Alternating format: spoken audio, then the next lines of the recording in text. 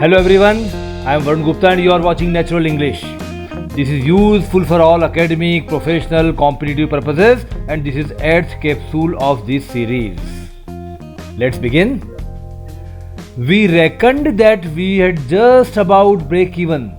We reckoned that we would just about break even in the first year, but as it turned out, business really took off. Now please pay attention to one fact that we'd can be understood as we had or we would, and what it actually means we can understand only after reading further. We reckoned that we would just about break even in the first year, but as it turned out, business really took off.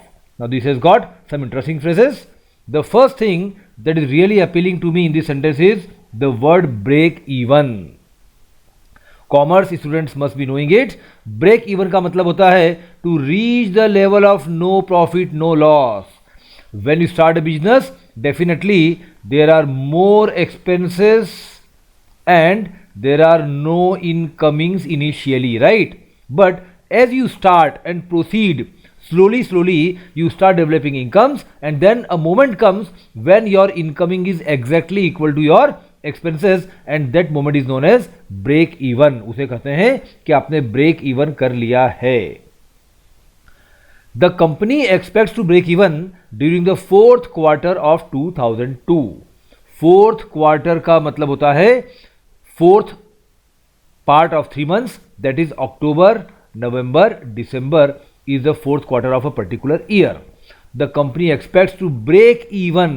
Company 2002 के fourth quarter में break even करने की उम्मीद लगाए हुए है. तब तक इतने इनफ्लो हो जाएंगे कि एक्सपेंसेस कवर हो जाएं. I know it's a cliché, मैं जानता हूं कि यह घिसी पिटी बात है, बट ड्यूरिंग अ स्लम्प, किंतु एक डाउनफॉल के दौरान you should count yourself lucky if you can break even. आपको खुद को लकी मानना चाहिए यदि आप ब्रेक इवन कर सकें, यदि आप नो प्रॉफिट नो लॉस में पहुंच जाएं तो अच्छी बात है. अदरवाइज स्लम्प में काफी लोगों को लॉस होता है. To break even, to reach the level of no profit no loss. अगला यहां इंटरेस्टिंग फ्रेज है टूक ऑफ. अब देखिए, टेक ऑफ के दो मतलब होते हैं. एक आप लोग जानते होंगे शायद, फॉर अ प्लेन.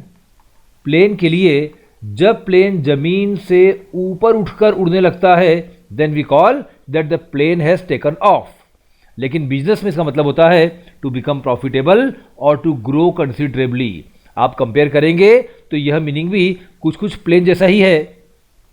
जब प्लेन जमीन से हवा में आता है तो प्लेन हैज टेकन ऑफ. जब बिजनेस लॉसेस से प्रॉफिट्स में आता है तो बिजनेस हैज टेकन ऑफ. तो मुझे बताइए कि टेक ऑफ होने के ठीक पहले क्या होता होगा? टेक ऑफ होने के ठीक पहले होता है ब्रेक इवन. यह आपका मोमेंट है ब्रेक इवन का, and then you start growing fast. The company he invested in was sinking. जिस कंपनी में उसने पैसा इन्वेस्ट किया था वह डूब रही थी. But the global orders of PPE kits just helped it take off. पर कोरोना वायरस के कारण जो पीपीई किट्स की डिमांड बढ़ी, उसने अचानक इसको टेक ऑफ करने पर मदद की. इसका मतलब it became profitable and grow considerably. तो डेफिनेटली डिफिकल्ट टाइम्स में भी कुछ कंपनीज को बेनिफिट तो होता है. He has broke even this year. Break broke broke, यहां पर उसने इस साल ब्रेक इवन हासिल कर लिया है. कुछ लोग इसको ब्रोकन भी कहेंगे. He has broken even this year. Now he expects the business to really take off in the first quarter next year.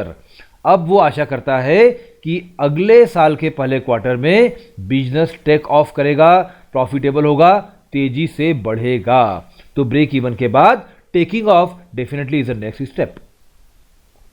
अब यहां पर कुछ सेंटेंसेस हैं, कुछ वर्ड्स हैं, कुछ फ्रेजेस हैं जो आपने पहले पढ़े हैं पर अच्छे हैं. जैसे रेकन का मतलब होता है to believe, to have an opinion, to assess. ये पिछले कैप्सूल्स में पढ़ चुके हैं. Turn out, to develop in a particular way और to have a particular outcome. How will it all turn out, इस सबका आउटकम क्या होगा. We would just about, we would only, हम बस इतना ही कर पाएंगे. We would just about give a thank letter, हम केवल थैंक यू लेटर देंगे, लाइक दैट. पूरा सेंटेंस देखते हैं। We reckoned that we would just about break even in the first year. हमने सोचा था, हमारा विचार था कि पहले साल में हम केवल ब्रेक इवन कर पाएंगे, but as it turned out, पर जैसी की स्थितियां बनी, बिजनेस रियली टूक ऑफ, हमारा बिजनेस तेजी से ग्रो होने लगा, प्रॉफिटेबल हो गया, and we had considerable profits even in the first year. आज का अगला सेंटेंस है दोस्तों, perhaps I am being too touchy but there is something about that man that rubs me up the wrong वे।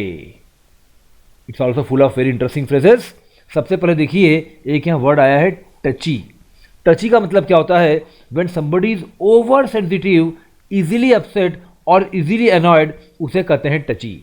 जब कोई व्यक्ति बहुत ज़्यादा सेंसिटिव हो, उसको बहुत ही आसानी से आप बुरा लगवा सकें या चिढ़ा सकें, तो he is over sensitive, he is touchy. Just because I had a go at you last night, there is no need to be so touchy. अब देखिए यहां आया है had a go at. To have a go at somebody का मतलब होता है to scold somebody. My father had a go at me, my father scolded me. If you don't complete your homework, the teacher will have a go at you. यदि आप homework पूरा नहीं करेंगे तो टीचर आपको डांट लगाएंगे। Just because I had a go at you last night, केवल इसलिए कि कल रात को मैंने आपको हल्का सा डांटा था।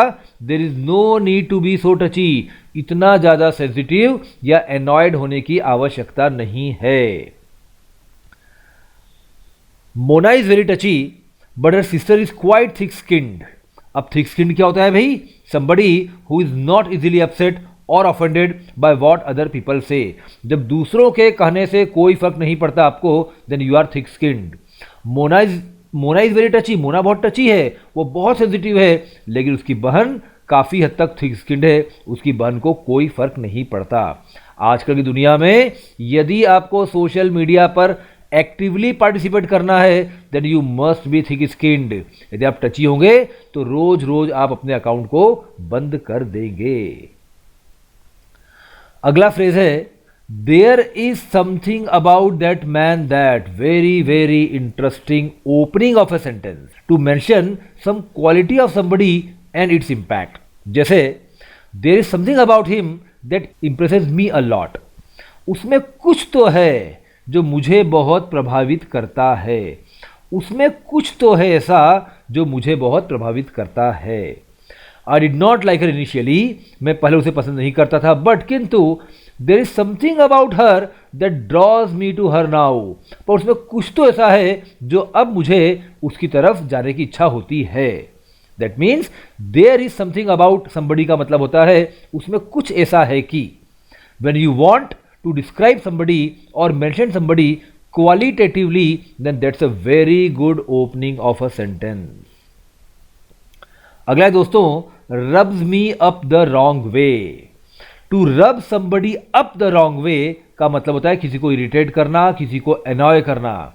और यदि कोई टची है और उसको आपने रब कर दिया, रब अप द रॉन्ग वे, तो डेफिनेटली बहुत दिक्कत होगी। He really knows how to rub his boss up the wrong way. वो जानता है कि अपने बॉस को कैसे इरिटेट किया जाए। अब यहां पर प्लीज अंडरस्टैंड, मतलब यह है कि वो बार बार अपने बॉस को इरिटेट कर देता है। कोई भी जानबूझकर बॉस को इरिटेट तो करेगा नहीं, पर ये हम कब कहेंगे?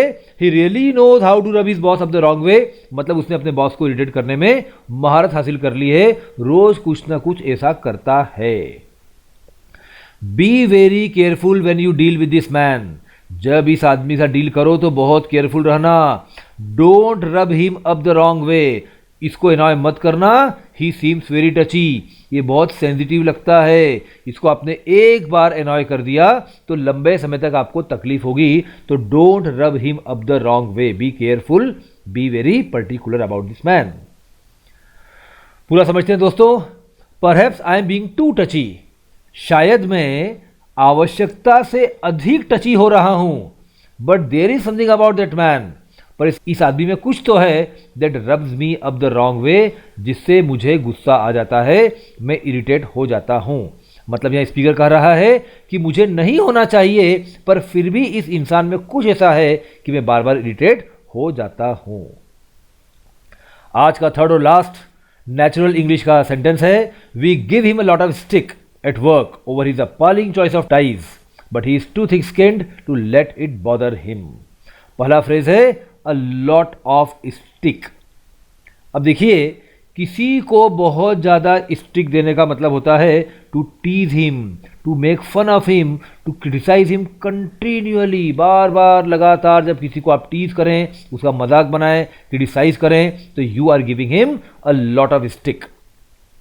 आई got a lot of stick from my parents over my decision to pursue a degree in art rather than law और मेडिसिन।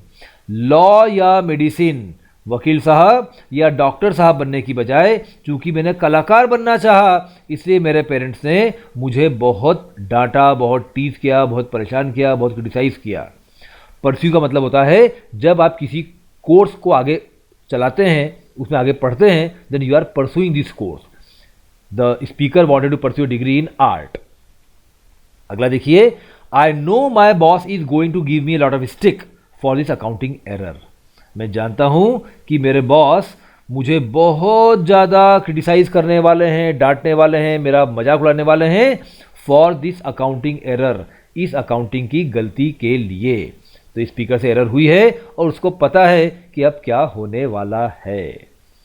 एक इंटरेस्टिंग वर्ड है यहाँ दोस्तों, अपैलिंग। अपैलिंग इज एन एडजेक्टिव। अपैलिंग का मतलब होता है वेरी अनप्लेजेंट एंड शॉकिंग। जब कोई चीज़ बहुत ही अनप्लेजेंट हो, शॉकिंग हो, it is appalling for observers. अब देखिए, the condition in the camp was absolutely appalling. Camp में जो कंडीशन थी वो एकदम शॉकिंग थी, मतलब बहुत खराब थी। वहां कई सारी अव्यवस्थाएं थी।